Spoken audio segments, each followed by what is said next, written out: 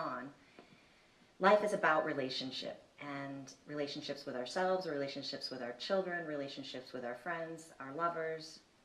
What are 4 things that you can tell us to consider, help us consider when our relationships aren't necessarily working? Well, when they're not working, one of the huge pieces that people forget was when they come to me, they say, I need help to work with my husband. I need help because my marriage is on the rocks. I need help because my child is, really making things difficult for me, or I'm having family problems with my parents or siblings.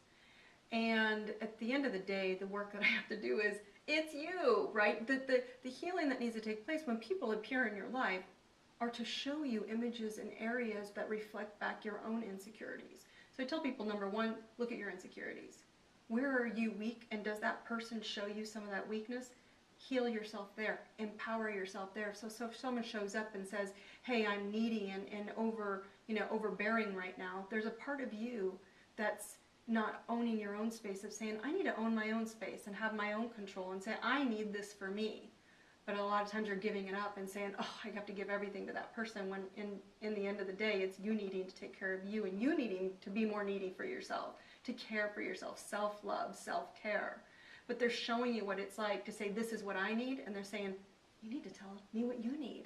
So it's interesting when we look at, number 1 would be looking at your insecurities and then owning them, because that person is showing them to you. When someone shows up and they irritate you, it's what you need to become more of. Because you really aren't irritated with the whole person. It's just that one little sliver. The second thing that shows up is, are you wanting them to fix that for you? Because it won't happen. We're like, why won't you do this? If you did this, it would make me feel better. And it's not true. It's if you did it, and if you took control in that one area, you would feel better.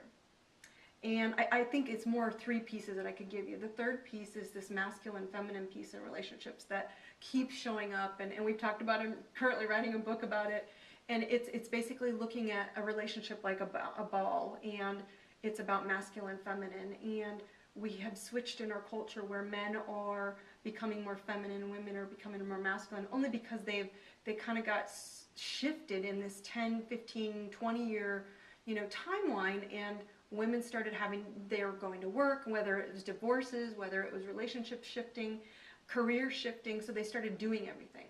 And then they jumped into relationships, and I have to have this conversation with people. You can't rule the boardroom and rule the bedroom too. He has to have a place where he is masculine for you to protect and provide, but they're not letting that happen, so they've switched roles, and he kind of says, well, fine, if you want to be the boss, I'll let you. Men are pretty simple if we look at them from that angle. So we need to shift ourselves and say, when I get home, I'm allowing him to be in the masculine, more dominant role, and I'm going to step into my feminine, female role. Women have lost that, even though they're the drivers and the success, and amen to how successful so many women have become. But they've also lost their ability to stand in that power of femininity and be feminine and beautiful and nurturing, and what they have mastered biologically. Men can't do that, so step back into it. And would you say that the same principle applies to people of, in same-sex marriages? Absolutely. Or partnerships? And you know what's cool about them is they actually are really good at it. When you look at a same-sex marriage or just a relationship and they're in it together, you usually know who's the masculine and the feminine. You see them holding those roles for each other. They almost like step into it and say, okay, I'm going to carry this role and you're going to carry that role. So they actually kind of are, I don't know if they're discussing it or how these relationships happen, but it's really cool because I can watch that. But when you see a husband and wife or just a dating relationship, women forget. And I don't think they've done it intentionally. I think it's just because, a lot of them are single moms. I did it. Single mom have to, you're taking care of a career. I'm running a business. I'm running children. I'm trying to take care of the plumbing and the hammering and the walls and whatever it is. And so all of a sudden you don't realize you're in this dominant role. And then all of a sudden you go into a date and you're like, oh, I have to switch. And you forget until you actually come into awareness. And awareness of it helps you to step into, all right, I'm going to be a girl. I'm going to let him be a guy. That's awesome. Yeah? Yeah. Yeah, it's the awareness, that piece of awareness that really will help relationships. Absolutely. Cool. Thank you.